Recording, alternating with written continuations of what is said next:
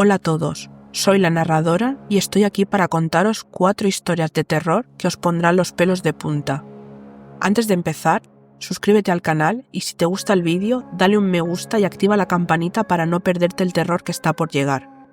Me encantaría saber desde dónde me oyes y qué hora es, déjamelo en los comentarios. Ponte cómodo o cómoda porque empezamos.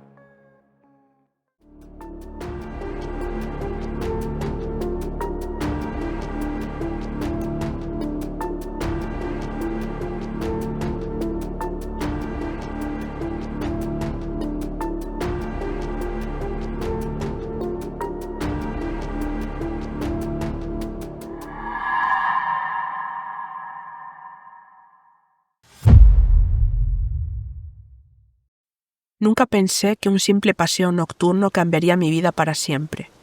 El río siempre había sido un lugar tranquilo, un escape de la monotonía de nuestro pequeño pueblo en las afueras de León. Esa noche, como tantas otras, decidí caminar a lo largo de la ribera para despejar mi mente. No había nada particularmente especial en el aire, el croar de las ranas, el agua fluyendo lentamente y las estrellas brillando en lo alto.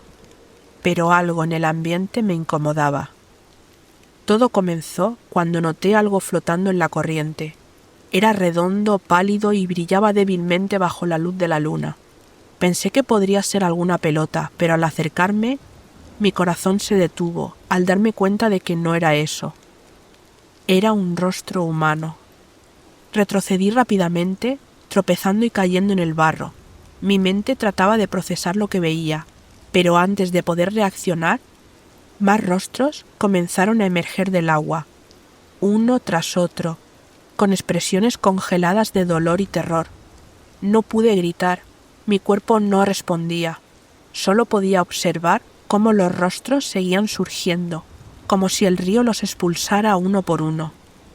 Fue en ese momento cuando escuché pasos tras de mí. Giré rápidamente y vi a un hombre alto, vestido con un sombrero gastado y ropa raída.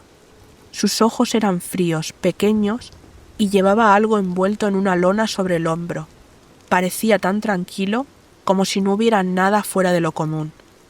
De repente dijo algo, y mientras se acercaba dejó caer la lona al suelo. De ella rodó otro rostro, fresco, goteando agua. Mi instinto me gritaba que debía correr, pero mis piernas estaban paralizadas, incapaces de moverse. El hombre dio un paso más hacia mí, sacando un objeto largo y oxidado de su cinturón. Su sonrisa era retorcida, como si disfrutara del miedo. Finalmente mi cuerpo reaccionó y corrí como nunca antes. Los pasos del hombre resonaban tras de mí, cada vez más cerca. Corrí sin mirar atrás, mientras mi corazón latía a toda velocidad y mis piernas parecían no moverse lo suficiente. El terreno resbaladizo del río y la oscuridad me hacían tropezar a cada paso. El miedo me impulsaba, pero también me hacía torpe. Tropecé con una raíz y caí al suelo, raspándome las manos contra la grava húmeda. Sentí el objeto del hombre cortando el aire detrás de mí. Por un segundo pensé que todo había terminado, pero cuando miré, vi que él también había resbalado. Aproveché su tropiezo para ganar distancia. Me adentré en la maleza que bordeaba el río, esperando que los arbustos me ocultasen. Mi cuerpo se sentía agotado, pero seguía adelante, desesperado por escapar. Mi pie se hundió en algo blando. Al mirar hacia abajo, vi otro rostro enterrado en el barro, con los ojos abiertos y la piel hinchada por el agua. Estaba rodeado de fragmentos de carne humana, manos y pies desmembrados arrojados sin cuidado. Me cubrí la boca para evitar que el hombre me escuchara. Miré a mi alrededor y me di cuenta de que estaba en lo que parecía un depósito improvisado de restos humanos. El hedor era insoportable. Me levanté rápidamente, avanzando con cautela. De repente, una voz susurró detrás de mí, tan cerca que casi podía sentir su aliento. «No puedes esconderte para siempre», dijo. Miré en todas direcciones, pero no vi a nadie. Solo el viento movía las ramas. Seguí caminando con cuidado, evitando hacer ruido. Finalmente llegué a un claro donde encontré algo inesperado, una cabaña vieja, casi oculta entre los árboles. La puerta estaba entreabierta. y una débil luz amarillenta se filtraba por las ventanas rotas. Sabía que entrar era una locura, pero no tenía otra opción. Dentro, el aire estaba cargado de humedad y algo mucho más repulsivo. En las paredes colgaban herramientas oxidadas, y en el centro, sobre una mesa, había restos humanos cubiertos con un plástico traslúcido. Traté de contener las náuseas mientras buscaba algo con lo que defenderme. Encontré una herramienta vieja cubierta de óxido, pero aún útil. De repente escuché pasos fuera de la cabaña. Mi cuerpo se congeló. El hombre estaba cerca. Me escondí tras un mueble, sosteniendo la herramienta con ambas manos y tratando de controlar mi respiración. La puerta se abrió con un chirrido, y el hombre entró arrastrando algo pesado detrás de él. Lo vi colocar otro cuerpo sobre la mesa, y con una calma aterradora sacar un objeto afilado. Tarareaba una canción mientras comenzaba a trabajar. «Siempre hay un lugar para uno más», murmuró, como si estuviera hablando consigo mismo. Decidí que era mi única oportunidad. Salí de mi escondite y corrí hacia él. Logré golpearlo en el brazo, haciéndole soltar su objeto, pero reaccionó rápidamente, empujándome con una fuerza brutal. Caí al suelo y perdí la herramienta. «Eres un buen luchador», dijo sonriendo, «pero esto termina aquí». Justo cuando creí que todo estaba perdido, escuché el sonido de sirenas. El hombre se distrajo lo suficiente como para que tomara una de sus herramientas sobre la mesa y se la clavara en la pierna. Gritó de dolor y cayó al suelo. Aproveché la oportunidad y corrí hacia la puerta trasera. Al encontrar a los oficiales a unos metros, les grité y corrieron hacia la cabaña. Yo caí de rodillas llorando y temblando. Había sobrevivido, pero sabía que mi vida nunca volvería a ser la misma.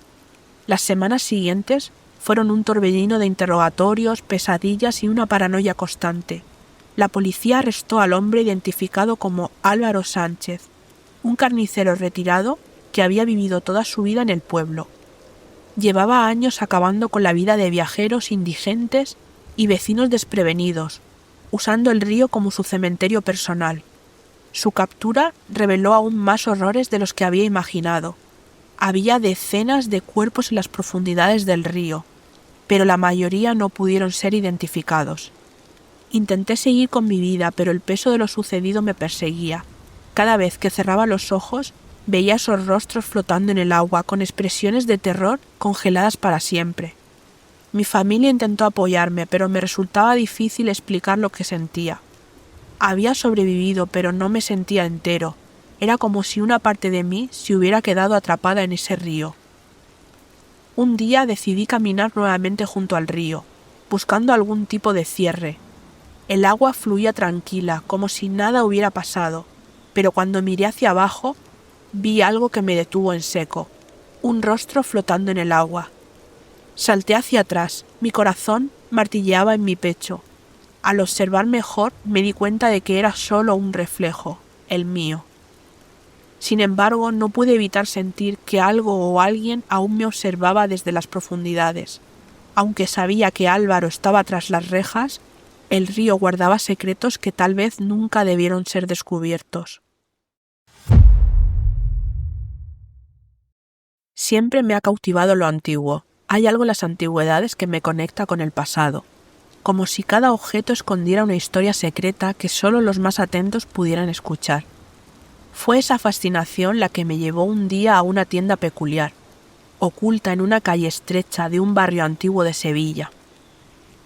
La tienda, con un letrero cubierto de polvo que apenas se leía, llevaba el nombre de Tesoros del Tiempo. A través de la vidriera se podían ver muebles envejecidos, lámparas de vidrio opacas y relojes antiguos que parecían detenidos en el tiempo. El interior de la tienda era un caos ordenado, un laberinto de objetos antiguos apilados hasta el techo. Cada rincón parecía contar una historia, y el aire olía a madera y a polvo, como si las piezas de esa tienda hubieran estado esperando siglos para ser redescubiertas. En el fondo, una vitrina mostraba un armario tallado en madera oscura, con patrones que no eran solo decorativos, sino que parecían rostros distorsionados, como si miraran fijamente a quien se acercara. Algo en él me atraía poderosamente, aunque no podía explicarlo. Me acerqué al mueble y mientras lo observaba sentí un escalofrío que recorría mi espalda. La madera, a pesar de su antigüedad, parecía tener una vitalidad inquietante. Sin pensarlo demasiado, toqué una de las manchas rojizas que adornaban uno de los estantes. Al instante, una sensación extraña me invadió. Decidí no llevármelo, pero una parte de mí no podía alejarse de esa tienda. Esa noche no pude dejar de pensar en ese armario. Algo en su presencia me inquietaba, como si algo estuviera esperándome, acechándome desde el más allá. Al día siguiente volví decidido a comprarlo, pero al llegar a la tienda, la puerta estaba cerrada. No solo eso, la tienda había desaparecido. Nadie en el barrio parecía recordar haberla visto alguna vez. Pasaron los días y algo extraño sucedió. Mi amigo Carlos, que había desaparecido sin dejar rastro, fue encontrado sin vida en su apartamento. Y lo más perturbador de todo fue que en medio de la sala, en el mismo lugar donde había vivido durante años, estaba el armario. No solo estaba allí, sino que parecía haber estado esperándome. Cuando entré a su apartamento, sentí una presencia oscura que flotaba en el aire. El silencio era absoluto, pero el armario estaba allí, imponente, en el centro de la sala. No estaba solo. Sus tallas de madera, ahora mucho más visibles, mostraban rostros distorsionados de personas que había conocido, incluidos los de mis amigos más cercanos. Algo en esas tallas parecía moverse, como si fueran conscientes de mi presencia. Mi miedo aumentó cuando me di cuenta de que Carlos ya no estaba, y en su lugar había marcas de arrastre en el suelo, como si algo lo hubiera arrastrado hacia el armario. Decidí investigar por mi cuenta. Lo que descubrí fue mucho peor de lo que me imaginaba. El armario había sido fabricado por un carpintero llamado Andrés Tellez, un hombre cuya historia era algo turbia. Se decía que había acabado con sus aprendices, ocultándolos en los muebles que creaba, y que el espíritu de sus víctimas había quedado atrapado en una de sus piezas más famosas, el armario. A lo largo de los años, el mueble había sido vendido y revendido dejando tras de sí un rastro de desapariciones y misteriosas tragedias. Una noche, una voz distorsionada que me habló desde el teléfono me dejó claro que no estaba a salvo. El armario me buscaba y no se detendría hasta encontrarme. Decidí que debía destruirlo, aunque no sabía si realmente podría hacerlo. La última dirección de Carlos me llevó a un almacén donde había guardado sus antigüedades. Un lugar oscuro y frío que parecía tener vida propia. Dentro, bajo la luz tenue de una bombilla parpadeante, encontré el armario, exactamente igual al que había visto en la tienda, pero ahora sus tallas mostraban rostros aún más grotescos. Los rostros de los desaparecidos. Era como si el armario me estuviera observando, esperando a que me acercara. Fue entonces cuando la puerta se abrió por sí sola, y de su interior surgieron manos huesudas que intentaron arrastrarme hacia un vacío oscuro e infinito. Luché con todas mis fuerzas, pero estaba claro que el armario tenía algo de poder sobre mí. Finalmente logré vaciar sobre él todo el bidón de gasolina que había traído y lo encendí. El fuego se propagó rápidamente, llenando el almacén de calor y humo. A medida que el armario ardía, sentí que algo mucho más grande y oscuro, se estaba desintegrando junto a él, pero algo me decía que aunque el armario ardiera, su maldad seguiría acechando en las sombras. Al día siguiente, tras el incendio, el armario ya no estaba. Los bomberos apagaron los últimos rescoldos y la policía comenzó su investigación. Sin embargo, al interrogarme, notaron mi nerviosismo y no tardaron mucho en asumir que todo había sido un accidente. Nadie entendió lo que realmente sucedió esa noche, y aunque intenté convencerme de que todo había terminado, las pesadillas no cesaron. Poco después recibí un paquete sin remitente. Al abrirlo encontré una pequeña figura tallada en madera, con mi rostro, el mismo rostro de terror que había visto en las tallas del armario. La tiré al fuego, pero el olor que emanó me recordó al almacén, y sentí que algo no había terminado. Una noche, mientras veía las noticias, escuché sobre un incendio en una tienda de antigüedades en un pueblo cercano. Encontraron muebles quemados que no pertenecían a ninguna época reciente.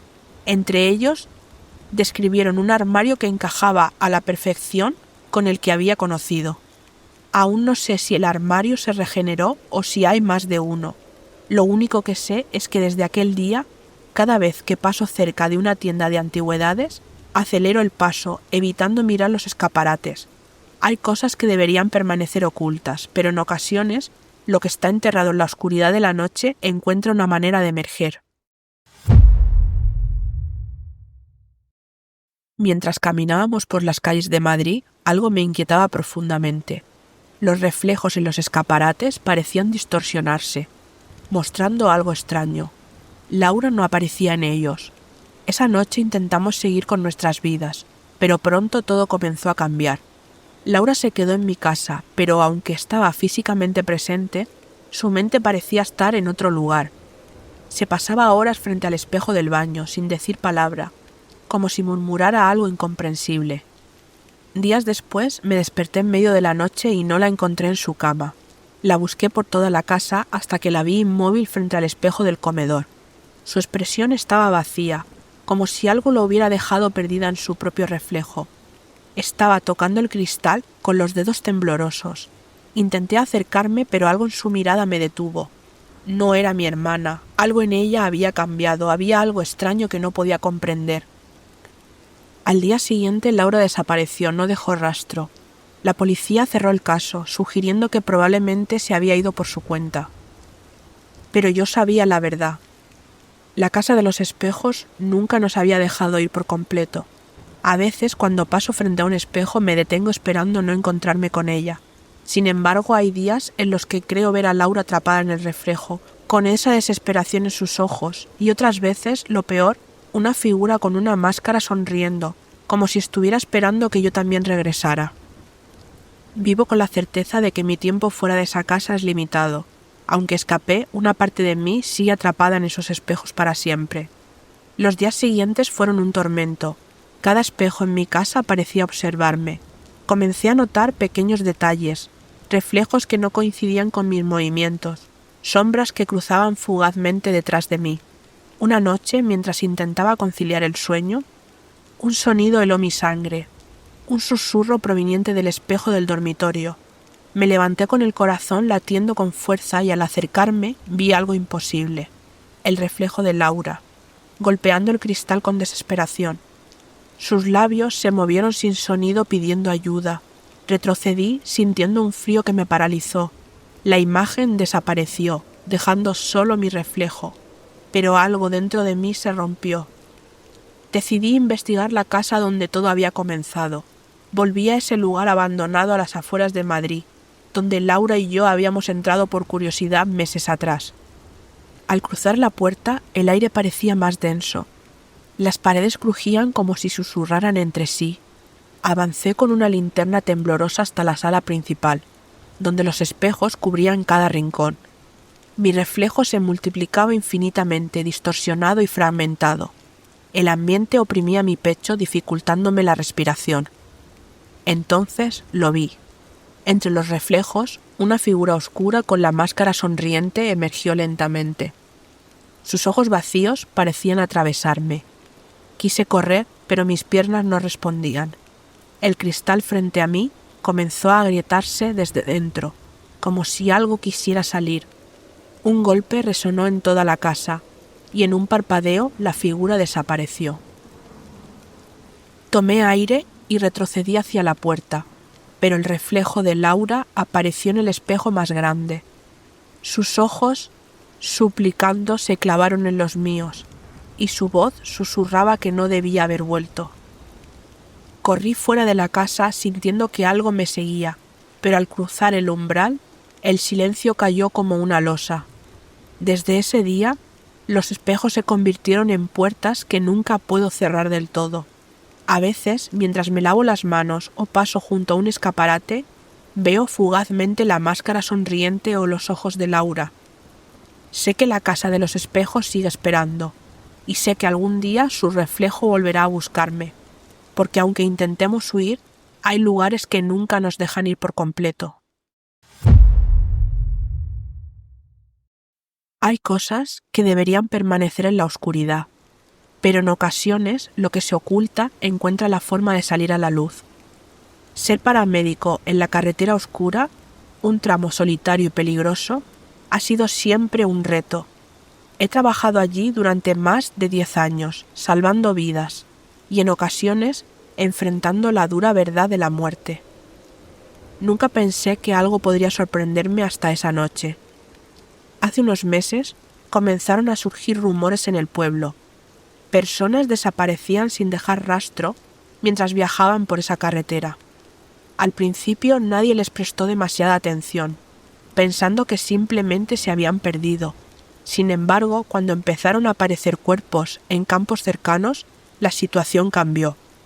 Recuerdo claramente una noche en particular. Recibimos una llamada de un accidente cerca del kilómetro 27. Al llegar, encontramos un coche volcado, pero no había rastro de los ocupantes. El motor seguía caliente y el barro mostraba que alguien había salido del vehículo apresuradamente. Lo más inquietante fue lo que encontramos después. Manchas en el asfalto que terminaban de forma abrupta, como si alguien hubiera sido levantado en el aire. Aunque otros compañeros susurraban sobre algo extraño que ocurría en la carretera, algo o alguien que limpiaba el camino antes de que llegáramos, yo prefería pensar que todo era una superstición, pero esa percepción cambió cuando llegó un nuevo recluta. Luis era un chico joven, entusiasta y siempre dispuesto a ayudar, pero algo en su mirada no me terminaba de convencer. Una noche, después de un largo turno, me ofreció un paseo a casa. Fue entonces cuando noté algo extraño en su cuaderno de bolsillo. Había una lista de nombres, personas que habíamos recogido en la carretera y otras que aún estaban desaparecidas. Esa lista me atormentó durante días. Decidí investigar y lo seguí después del trabajo. Lo que descubrí esa noche me heló la sangre. Luis detuvo su ambulancia cerca de un tramo apartado, un área desolada de la carretera. Ahí comenzó a descargar algo pesado de la ambulancia cubierto con una lona. Mi corazón se aceleró mientras lo observaba desde mi coche estacionado a unos metros. Decidí acercarme con cautela. Al acercarme a la bodega abandonada, el olor me golpeó de inmediato. Algo podrido, como descompuesto, y un aroma extraño que no pude identificar. Desde una esquina observé cómo Luis deshacía la lona. Allí, sobre una mesa, yacía un cuerpo humano, aún con ropa de trabajo. Pero lo más espeluznante fue lo que hizo a continuación. Comenzó a usar herramientas para extraer algo del interior del cuerpo. Lo entendí inmediatamente, no estaba simplemente trabajando, estaba haciendo algo mucho más macabro. En ese momento mi miedo se transformó en ira. Salí de mi escondite y lo confronté, exigiéndole que me explicara qué estaba haciendo. Luis me miró tranquilo y me dijo con voz fría que no era el único involucrado en eso. Me explicó que había una red detrás de todo, una organización mucho más grande de lo que me imaginaba. Sin pensarlo, corrí hacia la salida, pero Luis rápidamente sacó un objeto afilado y me alcanzó. Sentí un dolor punzante en el brazo, pero logré huir hacia mi coche. Mientras arrancaba, vi cómo me perseguía, pero logré escapar. Al llegar a la estación de policía, mi historia fue recibida con escepticismo. Cuando los oficiales regresaron al lugar, la bodega estaba vacía, sin cuerpos, sin rastros. Solo el ambiente oscuro que dejaba claro que algo aterrador había ocurrido allí. Mi vida estaba en peligro. Luis sabía lo que había descubierto, y el hecho de que no hubiera pruebas lo dejaba libre para actuar. Esa noche me encerré en mi casa, con miedo de lo que pudiera ocurrir. Estaba seguro de que la amenaza no había terminado. Al día siguiente no pude quedarme callado. Fui a buscar a Roberto, un paramédico veterano, y le conté todo. Para mi sorpresa, me creyó de inmediato. Roberto me explicó que Luis no era el primero, que algo así ya había ocurrido en otras carreteras solitarias, y que muchas veces las víctimas nunca llegaban a los hospitales. Juntos decidimos regresar a la carretera. Esa misma noche, con cámaras y grabadoras, nos estacionamos cerca del kilómetro 27, donde ocurrió el último incidente. Esperamos varias horas, hasta que vimos la ambulancia de Luis detenerse en un tramo oscuro. Ahí comenzó a arrastrar algo pesado hacia un bosque cercano. Decidimos seguirlo manteniéndonos alejados. Lo que encontramos nos dejó sin palabras. En un claro del bosque había una fosa con cuerpos apilados. Algunos aún tenían signos de haber sido tratados con precisión quirúrgica. Luis estaba trabajando como si estuviera organizando una mercancía en un almacén, sin mostrar ninguna emoción en su rostro. Intentamos alejarnos sin ser vistos, pero en un descuido una rama crujió bajo mi pie. Luis levantó la cabeza y con una mirada furiosa nos persiguió. Corrimos lo más rápido posible y llegamos al coche justo a tiempo para escapar a toda velocidad. Esa noche entregamos todo a las autoridades. Gracias a las pruebas que reunimos, comenzaron a investigar las desapariciones de la carretera. La operación fue masiva y lo que encontraron fue más espeluznante de lo que te imaginas. Decenas de cuerpos en diferentes estados de descomposición fueron encontrados en la zona. Luis fue arrestado días después. Su rostro sereno y tranquilo mostraba que ya esperaba ese momento. Durante los interrogatorios confesó ser parte de una red ilegal, dedicada a la trata de personas. Pero lo que más me impactó fue su tono frío, como si estuviera hablando de cualquier cosa normal, como si todo fuera parte de su trabajo. El descubrimiento desmanteló una red mucho más amplia de lo que habíamos imaginado. Mi mundo nunca volvió a ser el mismo. Perdí amigos, compañeros y mi sentido de la seguridad. Aunque Luis fue condenado, el miedo de que esto pudiera ocurrir de nuevo me persiguió.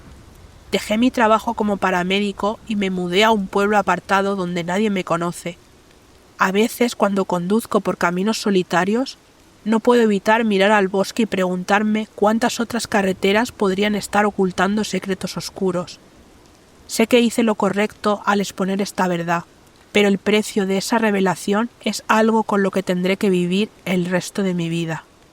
Buenas noches y que tengas dulces pesadillas.